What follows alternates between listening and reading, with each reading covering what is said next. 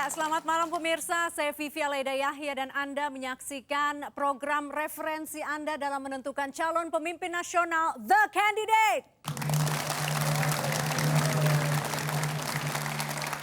Seperti biasa, melalui acara The Candidate, kami undang Anda untuk berpartisipasi menentukan siapa calon presiden yang Anda ingin lihat bertarung pada Pilpres 2009. Caranya ketik capres, spasi, nama capres, dan kirim ke 6876. Dan baik pemirsa, siapa tamu The Candidate malam hari ini? Ia adalah seorang Letjen Purnawirawan, orang dekat Susilo Bambang Yudhoyono, dan juga pernah meramaikan Bursa Kepala BIN dan juga Mendagri untuk menggantikan M. Ma'ruf. Langsung saja kita sambut Muhammad Yassin.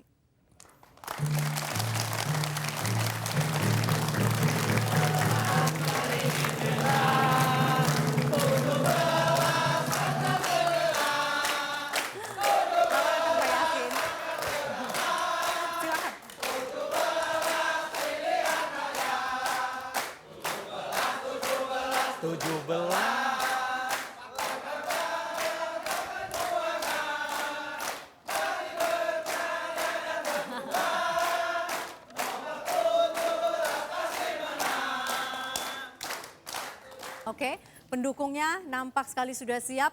Pendukung Anda tentu mengenal Anda, Pak Yassin. Tapi belum tentu semua pemirsa di rumah. Dan untuk itu, mari saja kita lihat langsung tayangan berikut mengenai Muhammad Yassin.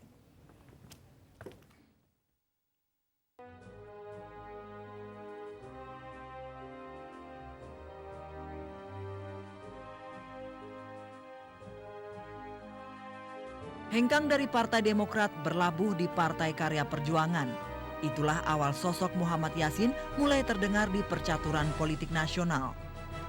Muhammad Yassin, pria kelahiran Tasikmalaya 13 September 1951, tak berbeda dengan politisi lainnya yang hijrah dari satu partai kemudian berpindah atau mendirikan partai baru. Mengaku telah memberikan kontribusi besar di partai yang digagas Presiden Susilo Bambang Yudhoyono, Muhammad Yassin tidak masuk dalam jajaran pengurus DPP. Lantas, apakah Partai Karya Perjuangan ini partai barisan sakit hati SBY? Yassin menolak asumsi ini. M. Yassin pernah disebut-sebut sebagai calon kuat kepala BIN, namun akhirnya yang muncul Syamsir Siregar. Pernah disebut-sebut sebagai calon kuat Mendagri menggantikan M. Ma'ruf yang sakit, namun akhirnya SBY lebih memilih mantan Gubernur Jawa Tengah Mardianto. Sebagai partai baru, Yassin sadar sulit menjadikan pakan pangan mampu mengantarkannya ke kursi RI 1. Untuk itu, Yassin membuka diri berkoalisi dengan partai lain. Adakah partai lain yang berniat mengusung M. Yassin sebagai capres?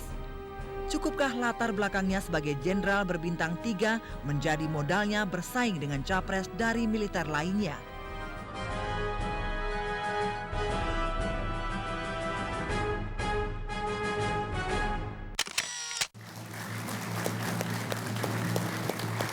Pak Yassin, dalam tayangan tadi Anda disebut menolak, disebut sebagai barisan sakit hati. Kenapa demikian? Ya, kenapa mesti sakit hati? Jadi memang tidak ada sakit hati ya? Tidak ada sakit hati. Tidak kecewa, tidak jadi kepala BIN, tidak kecewa, tidak jadi Mendagri? Tidak. Tidak sama sekali? Saya melaksanakan tugas yang diberikan kepada saya ketika saya belum pensiun. Ya insya Allah juga dengan prestasi saya kira. Oke, baik. Bicara soal prestasi, tentu Anda siap untuk bertarung di Pilpres 2009? Begini, jadi saya luruskan ya. Saya sebenarnya tidak pernah mencalonkan diri untuk menjadi presiden. Tetapi saya dicalonkan untuk menjadi presiden. Tapi Anda siap dong kalau dicalonkan? Oh siap, kenapa tidak? Oke. Kalau Anda siap, berarti secara resmi Anda masuk pertarungan untuk Pilpres 2009. Nah kalau begitu pertanyaan saya adalah, apa bedanya seorang Pak Yassin dengan Sutioso atau Prabowo? Sama-sama Letjen Purnawirawan. Ya jelas beda dong. Apa bedanya Pak? Kenapa saya didorong untuk menjadi calon presiden? Menurut mereka, Bapak ini bersih, berani, dan merakyat. Oke. BBM. BBM, oke. Itu tidak ada kualitasnya di Sutioso atau Prabowo? Menurut mereka, saya yang paling bersih, saya yang paling berani, dan saya yang paling merakyat. Oke. Menurut mereka. Nah kalau begitu, apa bedanya sih misalnya kalau saat ini kita masih melihat latar belakang militer atau non-militer? Ada tidak menurut Anda pembagian tersebut? Sebenarnya dikotomi militer, non-militer ini seharusnya sudah bukan saatnya lagi. Bukan saatnya tapi masih laku dijual nggak sih latar belakang Anda? Iya, Sebagai purnawirawan? sudah jelas pasti, Udah jelas laku pasti. lah, sudah pasti itu. Satu lagi Pak, kalau begitu nanti apa yang Anda jual bentuk konkretnya? Yang pertama, ya, bagaimana kalau satu pemimpin tidak bersih? Bersih keluarga, bersih Oke, korupsi, dan bersih melanggar HAM. Kalau dibandingkan dengan jenderal, saat ini mungkin SBY, bagaimana tuh kemungkinan Anda bisa memenangkan hati rakyat jika dibandingkan dengan popularitas SBY saat ini? Ya menurut mereka aku lebih dari itu. Oh gitu. Iya pemirsa, lebih jauh mengenai siapa Muhammad Yassin dan bagaimana visi politiknya dan kompetensinya untuk memimpin Republik Indonesia. Anda sendiri yang akan menilai dan juga nanti menentukan melalui SMS. Dan pemirsa tetaplah bersama kami, The Candidate segera kembali. Iya pemirsa, sampai pada segmen uji kompetensi. Saya persilakan panelis pertama, Bung Bakhtiar Effendi. Saya percaya Pak Yassin tidak kecewa. Tapi orang mendirikan partai dan bersedia dicalonkan sebagai presiden, pasti ada sesuatu yang mengusik hati Pak Yassin, baik secara sosial, ekonomi maupun politik. Menurut Anda, kira-kira situasi sekarang ini seperti apa? Sekarang ini, bangsa kita ini di berbagai tempat kelihatannya sudah mulai kehilangan semangat berani bersatu. Yang muncul sekarang itu justru semangat berani berbeda. Berani bersatu maksudnya apa? Ya, dulu bangsa ini lahir karena berani bersatu. Yong Java, Yong Ambon, Yong Celebes, Yong Sumatera, mereka dulu terpisah-pisah. Mereka berani bersatu, kemudian mengikrarkan, bersumpah. Tapi kenapa harus dibedakan dengan berani berbeda? Ya, karena sekarang beda pendapat, beda tujuan, beda yang kontraproduktif terhadap persatuan dan kesatuan bangsa itu sendiri. Sehingga kita menyaksikan di mana-mana sekarang debat, konflik, demo, mogok, dan lain-lain. Tapi itu semua kan dilindungi dan diakui oleh undang-undang dan peraturan. Sepanjang hal-hal tersebut tidak dilakukan secara anarkis dan kekerasan. Ya justru itulah sekarang ini sudah melahirkan anarkis-anarkis di mana-mana. Bahkan di kampus pun terjadi anarkis karena seperti itu. Jadi kalau Anda terpilih menjadi presiden, partai Pak Yassin memperoleh berapa Pak yang ditargetkan Pak? Ya 7% minimal. 7% belum cukup untuk membuat Bapak menjadi calon presiden. Ya kan bisa koalisi. Memang ada yang sanggup untuk berdiri sendiri. Ada saya kira, PDIP atau Golkar mungkin ada. Saya yakin tidak juga sekarang. Tidak gitu. 38 partai. Kalau Bapak terpilih, jadi apa yang Bapak akan lakukan? Yang pertama adalah bagaimana kita memulai kembali mengumandangkan berani bersatu.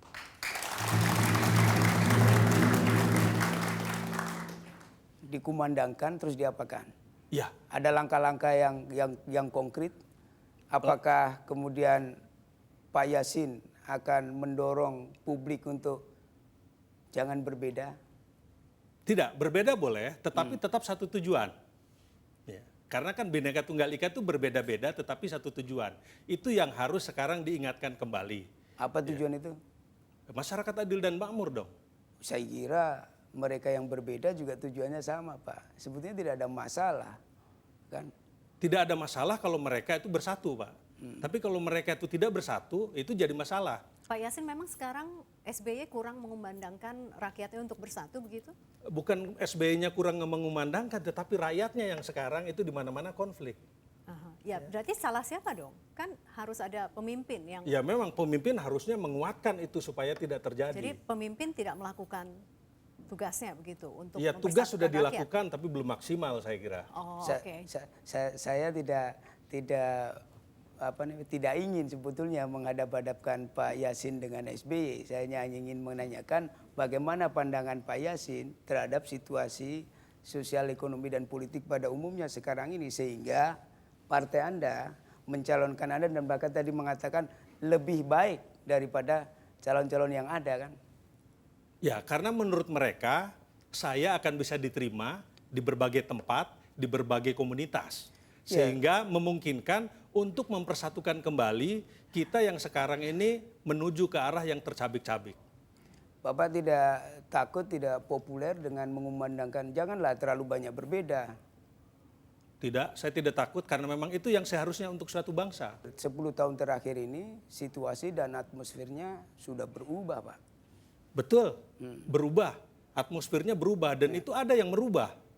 Ya, oleh karena itu kita jangan mau ikut menari pada irama gendang yang mau merubah kita. Pak Yasin melihat situasi sebelum 10 tahun terakhir ini dengan situasi yang sekarang lebih bagus yang mana? Menurut saya lebih bagus 10 tahun sebelum ini. 10 tahun sebelum ini? Ya. Maksudnya pada masa Pak Harto? Betul. Lebih bagus daripada sekarang? Betul. Ya. Beberapa hal memang ada sekarang perbaikan. Tetapi kepentingan untuk kesatuan dan persatuan bangsa ini menurut saya pada saat itu lebih baik. Saya kira ini pendapat yang cukup berani. Betul. Memang saya berani.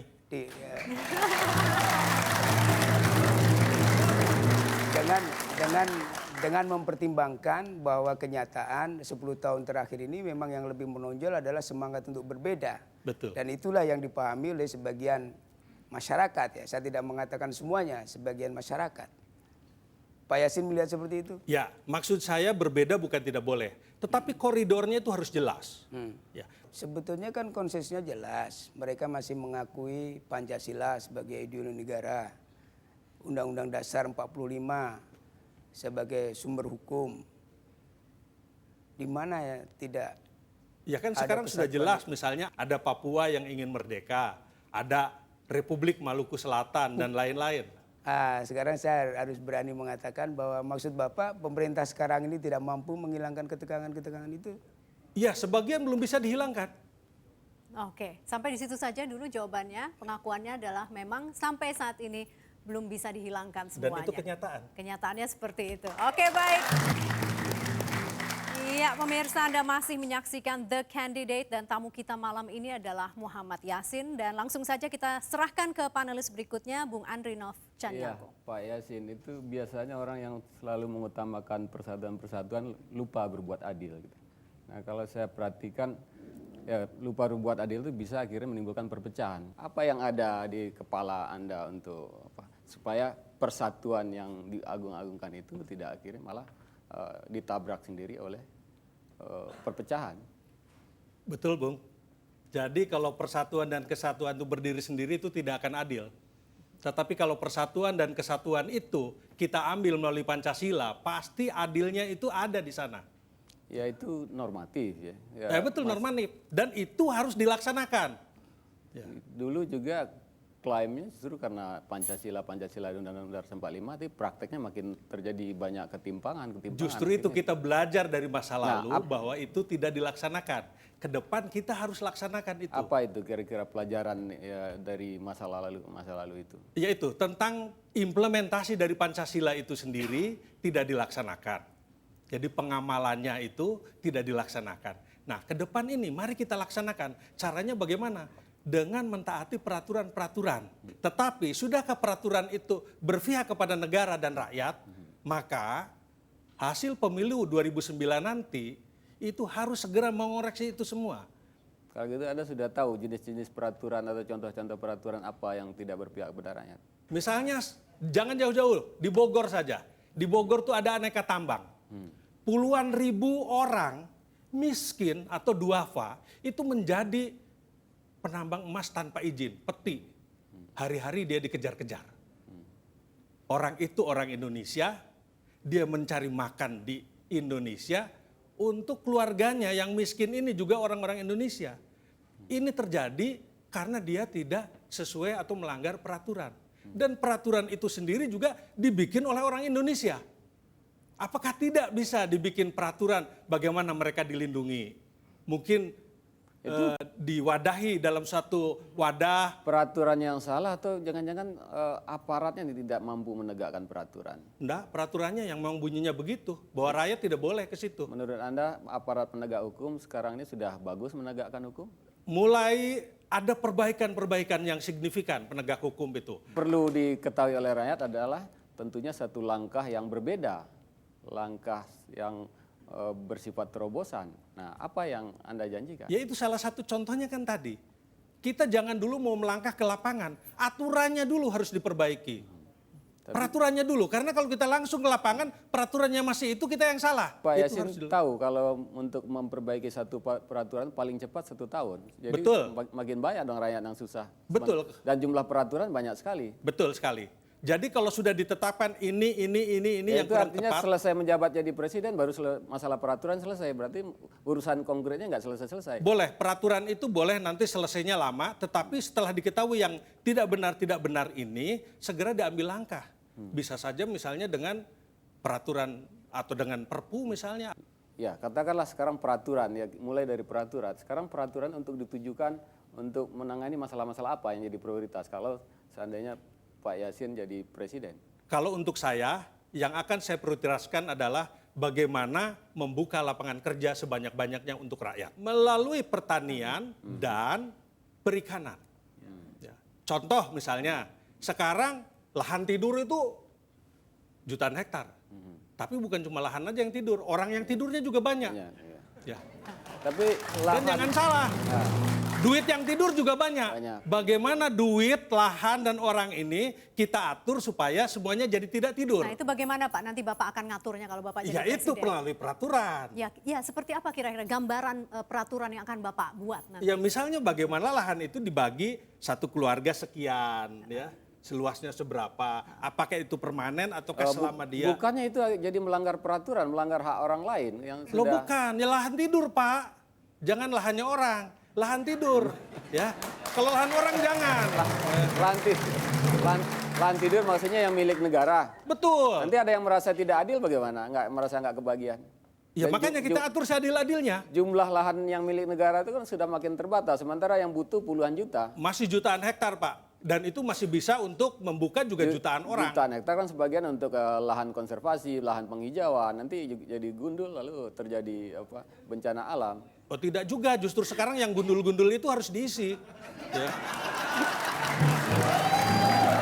Lahan yang paling subur kalau untuk pertanian itu kan memang di Jawa. Sementara Jawa ini sudah penuh di kapling-kapling untuk kegiatan industri, perumahan dan sebagainya. Nah, apakah itu nggak menimbulkan konflik lagi dan kemudian membuat pengusaha takut atau investor takut? Ya, kebetulan ya ekonomi jadi nggak bergerak. Kebetulan di sini ada anak Raja Timur nih Pak Yonatan di mana? Ya. Di sana itu, nah ini beliau. Di sana itu lahannya tandus Pak, lahannya tandus. Tetapi kalau dikombinasi dengan peternakan, lahan itu jadi sangat subur menurut beliau. Yang jelas, baru tamu The Candidate baru malam ini, baru Pak Yasin yang menawarkan untuk membagikan tanah secara adil ke rakyat. Ini memang baru Pak Yasin. Pemirsa tetaplah bersama kami The Candidate. Pak Yasin, apa yang terpikirkan oleh Anda terkait dengan Laskar Watania? Apa artinya untuk kedaulatan Indonesia, persatuan negara kita? Yang saya tahu ada memang 1-2 orang kita yang mungkin menjadi laskar di sana. Itu titik beratnya bukan karena dia ingin berkhianat kepada negara, tapi hanya cari kerja saja.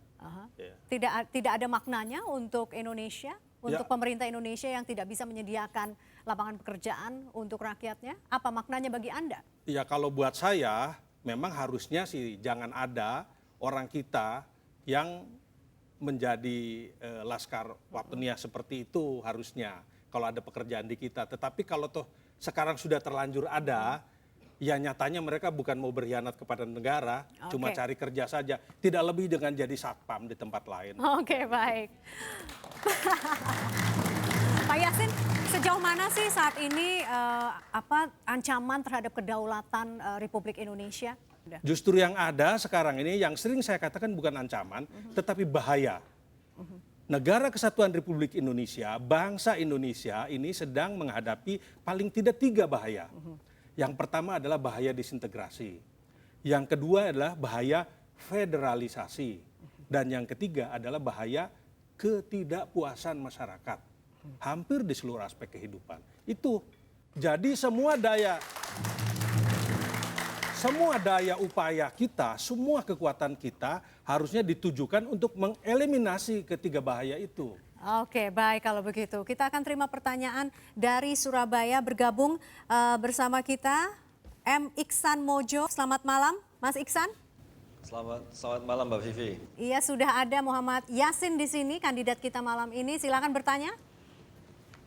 Oke Pak Yasin, begini Pak.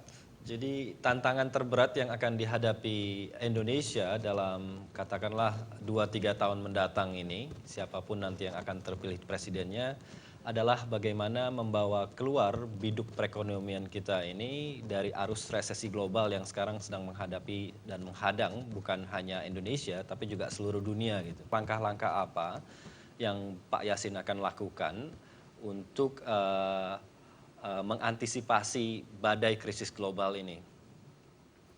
Baik, terima kasih Bung. Sebenarnya saya kurang sependapat kalau tantangan kita ke depan yang paling berat itu ekonomi. Tantangan terberat kita itu saya katakan persatuan kesatuan bangsa. Kalau kita lihat ini Pak, jadi kalau kita telusuri sejarah Indonesia ke belakang, itu yang namanya krisis sosial, krisis politik, itu selalu mulai dari krisis ekonomi. Jadi tahun 1965 ketika inflasi meningkat, itu diiringi dengan revolusi politik. Begitu juga tahun 97-98 kejatuhan rezim Soeharto, itu juga diakibatkan oleh adanya yang dimulai dengan satu dipantik oleh krisis ekonomi. Perlu kita perhatikan, itu yang pertama adalah persatuan dan kesatuan kita. Karena kalau itu sudah selesai, insya Allah yang lainnya juga selesai. Tetapi masalah ekonomi, kita ini, bangsa Indonesia ini, 60% lebih itu ya, kalau bukan petani, ya nelayan. Seharusnya itu menjadi titik berat kita, petani dan nelayan. Makanya salah satunya yang saya sarankan tadi itu manfaatkan tuh tanah oleh anak-anak kita, keluarga kita, saudara-saudara kita untuk bertani. Begitu juga nelayan. Bagaimana kita memperkuat nelayan kita, membantu nelayan kita, karena ikannya udah nggak usah nanam, tinggal ngambilin. Kita tahu bahwa yang namanya komoditas pertanian, komoditas perikanan itu selama ini kalau kita tengok dan kaji data-data yang ada lebih banyak berorientasi ekspor. Jadi sekarang pertanyaan saya, ketika harga dunia turun ini dan ketika permintaan bisa dikatakan akan sangat-sangat mengecil, apa yang bisa kita harapkan dari sektor pertanian perikanan kalau misalnya itu tidak disubsidi pemerintah? Ya, paling tidak kalau pertanian dan perikanan kita ini betul-betul maju, bisa kita dorong, paling tidak rakyat kita tidak kelaparan. Dan yang kedua, bagaimanapun juga makanan ini terutama tidak akan orang tidak butuh.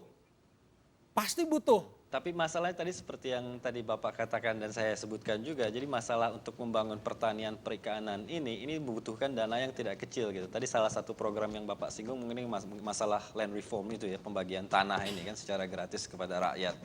Tapi memang selalu kendalanya di lapangan, implementasinya susah, dan yang kedua juga yang tidak kalah pentingnya adalah biaya komplement dari program ini tidak kecil gitu. Kita nggak bisa moro-moro misalnya bagi tanah katakanlah 2-3 hektar kepada satu keluarga, satu rumah tangga, tapi kemudian tidak memberikan mereka juga uang tunai untuk katakanlah selama 1-2 tahun mereka bisa bertahan hidup sambil menggarap tanahnya gitu.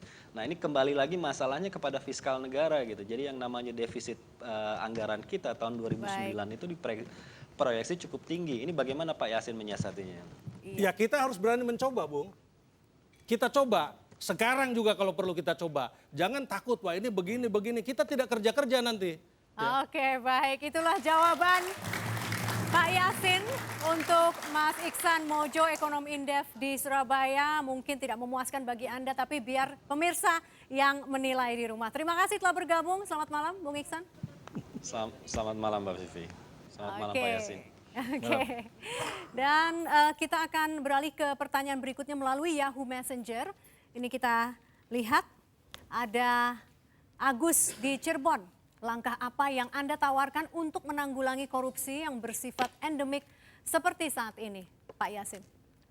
Begini ya, korupsi ini terjadi karena memang ini kan kejadiannya kejadian lalu ya.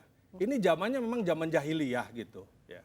Sebenarnya kalau kita mau ngurusin korupsi terus, sampai kapan juga kita tidak akan selesai. Jadi maksudnya diemin aja? Bukan diemin, kita Jadi harus apain tentukan dong? garis. Ya. Mulai hari ini ke belakang sudah deh. Karena yang koruptor yang paling gede itu Belanda nanti. Ya. 350 tahun jajah kita itu yang harus dikejar. Ya. Karena begini, saya contohkan saja misalnya Umar bin Khattab saja, itu tidak dihukum apa-apa oleh Rasulullah. Padahal jahatnya bukan main tuh. Tetapi ke depannya dia bisa menjadi pahlawan. Menurut saya kita tentukan garis demarkasi. Mulai hari ini ke belakang, oke lah. Dan Tapi itu hari yang ini ke akan depan, Anda lakukan betul, kalau Anda menjadi presiden? itu yang akan saya lakukan. Iya, dan langsung saja saya undang penonton di studio untuk bertanya kepada kandidat kita malam hari ini. Silakan. Tadi Bapak menyatakan bahwa koruptor tidak akan diusut. Seandainya koruptor yang lalu tidak diusut, dari mana Bapak bisa mendapatkan uang untuk membangun negara ini? Itu pertanyaan saya, Pak. Oke, baik. Terima kasih. Terima kasih, Pak. Langsung saja, Pak Yasin. Terima kasih Pak. Saya kira kalau dulu pendapatan negara itu migas dan non migas, tapi sekarang itu pajak dan non pajak Pak. Jadi titik berat pendapatan kita sekarang harus dari pajak. Oleh karena itu kenakan pajaknya, sebesar-besarnya pajaknya. Sehingga semua orang akan berpikir bahwa kalau kita punya sesuatu harus jelas asal usulnya dan kita harus bayar pajak. Dan itulah nanti pendapatan kita Pak. Oke. Yang berikut silakan. Kan tadi Bapak nyinggung Undang-Undang Dasar dan Pancasila. Lantas kalau seandainya ibarat kata cuma hanya bersatu aja, sedangkan dalam pembukaan Undang Dasar kan mewujudkan bagaimana caranya untuk rakyat adil dan makmur. Lantas kalau hanya dengan persatuan saja, itu kan tidak cukup. Lantas solusi apa lagi yang akan Bapak lakukan? Jadi berani bersatu itu langkah awalnya. Tetapi tadi saya katakan ada 4 kan konsensus kita. Mulai Bhinneka Tunggal Ika, NKRI, Undang-Undang Dasar 45, dan Pancasila. Jadi bukan hanya cuma bersatu saja. Kalau kita cuma bersatu tidak bekerja juga nggak ada artinya, tidak ada hasilnya. Ya. Jadi itu hanya langkah awalnya. Kita sepakati dulu, kita harus bersatu. Karena kalau tidak, kita tidak sepakat itu, maka kita nanti ya satu ke kanan, satu ke kiri. Ya, tidak akan ketemu. Sehingga yang dicita-citakan yang ada di pembukaan Undang-Undang Dasar 45 itu tidak akan tercapai sampai kapanpun juga. Karena yang satu ke kanan, satu ke kiri, ada yang ke utara, ke selatan. Ya. Oke, baik. Yang berikutnya silakan. Saya melihat bahwa bahaya ke kita saat ini ada 4. Kalau Bapak tadi 3 tambah 1 Pak. Tidak punya petani. Itu satu. Kedua, kalau tadi ada land reform segalanya. Terus ada lagi katakanlah banyak masalah di pertanian. Contoh, uang yang terkumpul 3-4 tahun yang lalu saya baca, di pedesaan itu hampir 24 triliun masuk bank. Tapi yang kembali ke desa cuma 11 triliun Pak. Ini masalah, uang dari desa dibawa ke kota tapi nggak balik lagi. Apa solusinya? Menambahkan satu bahaya, yaitu tidak adanya petani. Itu masuk ketidakpuasan tadi Pak. Ya, ketidakpuasan. Kenapa tidak ada petani? Ya, itu ketidakpuasan karena ngapain tani kalau hasilnya jelek, apalagi tanahnya tidak ada. Kita harus dorong petani dan nelayan. Karena petani dan nelayan ini yang 60% lebih. Caranya bagaimana? Tadi kita manfaatkan uang tidur, lahan tidur, orang tidur ini supaya semuanya bangun, kita sinergikan sehingga semua bisa bekerja, bisa berbuat, bisa menghasilkan. Ya, silakan Bung Andrinov. Saya ingin jawaban yang clear atau pemikiran yang clear dari Pak Yasin. Karena saya melihat ada kontradiksi dalam pemikiran Pak Yasin ini. Apa yang membuat Tadi kontradiksi? ketika Pak Yasin itu mengatakan pajak itu penting, itu secara implisit menunjukkan ada kontradiksi. Karena dari tadi Pak Yasin menganggap masalah ini akan selesai dengan pembenahan pertanian dan perikanan dan mendorong orang untuk masuk ke sana semua. Padahal pajak itu ya sumbernya ya dari sektor industri dan jasa. Nah, harus jelas ini kalau ingin dapat pajak yang banyak ya sektor lain itu juga memang harus tetap dipelihara dan ditingkatkan. Ini yang belum keluar dari Pak Yasin.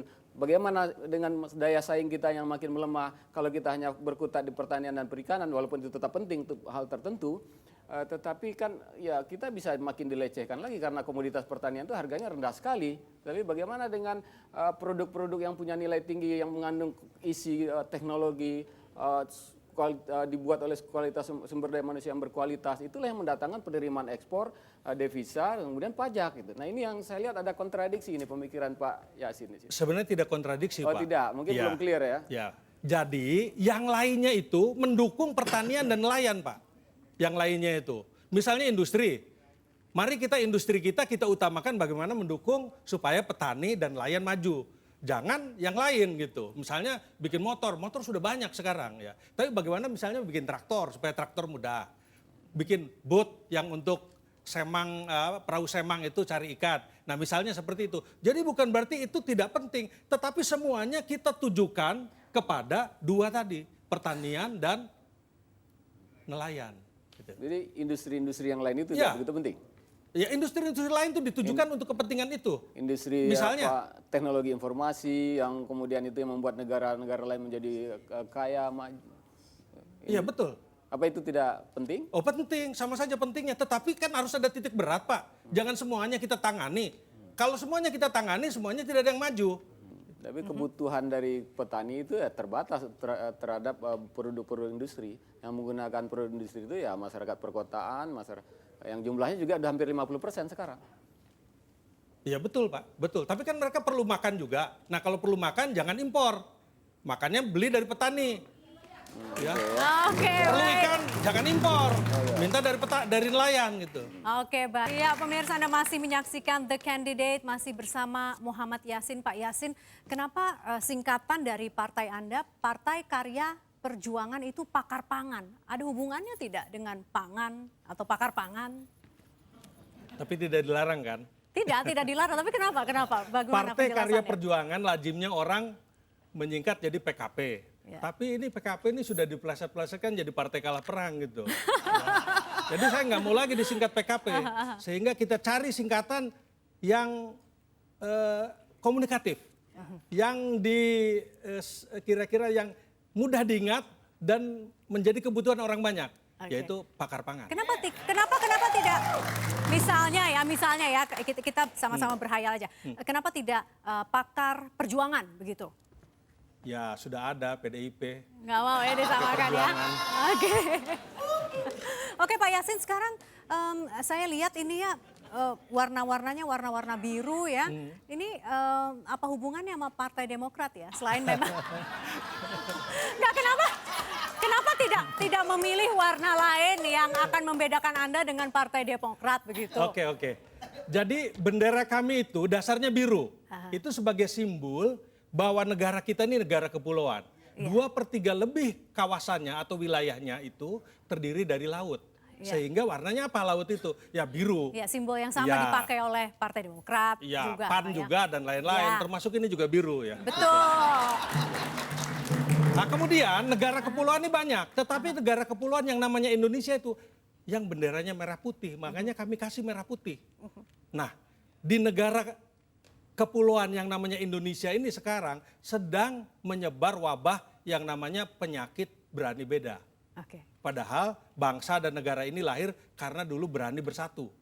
Nah oleh karena itu partai ini ingin mengumandangkan lagi, ingin membudayakan lagi bangsa ini supaya menjadi bangsa yang berani bersatu. Nah, sekarang persatuan Indonesia apa lambangnya? Beringin kan? Warna berani apa? Nggak bisa jawab deh. Berani itu merah. Jadi merah. Beringin merah itu artinya berani bersatu untuk Indonesia. Oke. Itulah moto kita. Kalau gitu oke, itu motonya. Tapi nanti agendanya apa yang akan membedakan pakar pangan dengan partai yang lainnya? Oke. Pakar pangan ini satu-satunya partai otonom di Indonesia sekarang ini.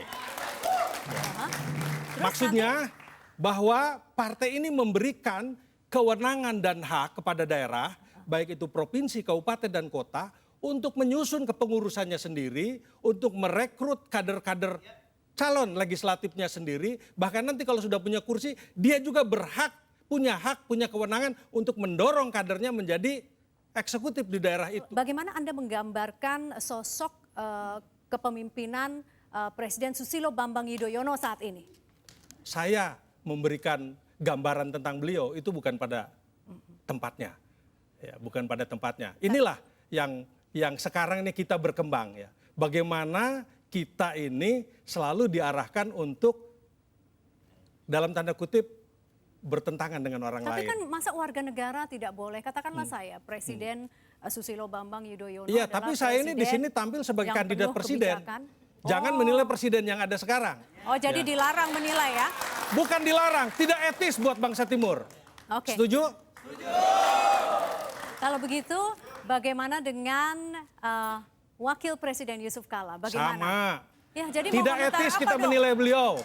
Ya, beliau sekarang sedang berkuasa, diterima atau tidak diterima, beliau itu dipilih oleh rakyat. Ya. Oke. Jadi kita tidak boleh menilai beliau. Baik kalau begitu Pak Muhammad Yassin, terima kasih telah bergabung dalam The Candidate. Tepuk tangan untuk Muhammad Yassin. Dan terima kasih juga kepada panelis kita Bung Andri Nafcaniago dan Bakhtiar Effendi. Selamat malam. Dan pemirsa, demikianlah The Candidate untuk malam hari ini. Jangan lupa kirimkan kritik dan juga saran ke thecandidate@metrotvnews.com. Terima kasih atas perhatian Anda. Saya Vivi Aleda Yahya. Selamat malam.